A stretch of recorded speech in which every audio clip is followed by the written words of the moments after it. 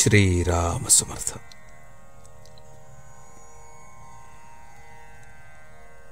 अभिमान बाळगू नये, निंदा करू नये.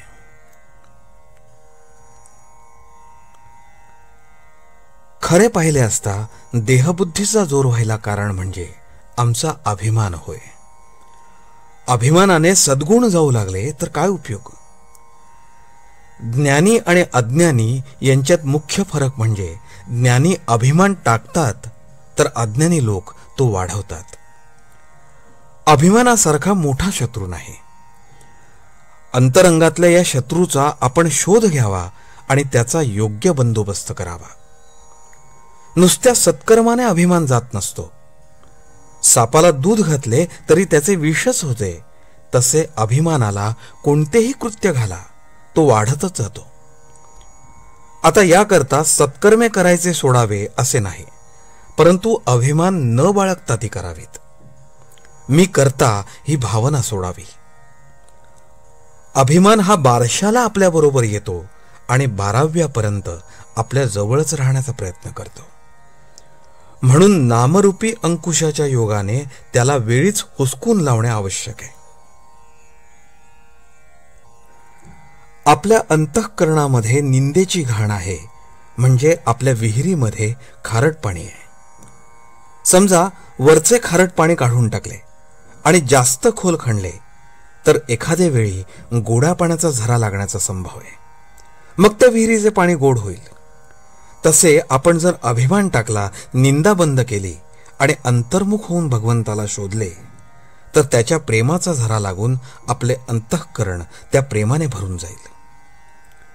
आपल्याकडे अशी म्हण आहे की जे आडात आहे तेच पोहऱ्यात येते. विहिरीमध्ये जर खारट पाणी असेल तर तेच पोहऱ्यामध्ये येणार, हे जसे खरे त्याचप्रमाणे आपल्या मनात जे असते तेच बोलण्याच्या रूपाने बाहेर पडते. बोलण्यावरून माणसाच्या अंतःकरणाची परीक्षा होते. ज्याला निंदा आवडते त्याच्या पोटात घाण असलीच पाहिजे. काही लोक दुसऱ्याचा उत्कर्ष सहन न झाल्यामुळे त्याची निंदा करतात. दुसऱ्याचे चांगले त्यांना पाहवत नाही. काही लोक दोष आपल्यावर येऊ नये म्हणून दुसऱ्याची निंदा करतात. काही लोकांची दृष्टीच अशी वाईट असते की दुसऱ्यामध्ये दोष असो वा नसो त्यांना दुसऱ्यात दोष दिसायचाच. भगवंताच्या मार्गाने जाणाऱ्याने दुसऱ्याच्या ठिकाणी दिसणाऱ्या दोषांचे बीज आपल्यामध्ये आहे हे ध्यानात ठेवून वागावे. त्याने दुसऱ्याची निंदा करू नये आणि आपल्या सामर्थ्याचा वा गुणाचा अभिमानही बाळगू नये.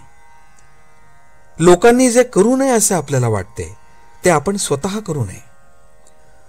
प्रपंचाचा सहवास वरवरचा असावा, त्याचा वास आत नसावा. आत वास भगवंताचाच असावा. त्यामुळे आतल्या सर्व दोषांचे उच्चाटन होऊन मनाला शाश्वत शांतीचा आस्वाद घेता येईल. आजचे बोधवचन. दोष सांगणे आणि बोलणे हे हीनपणाचे लक्षण आहे. जानकी जीवन स्मरण. जय जय राम.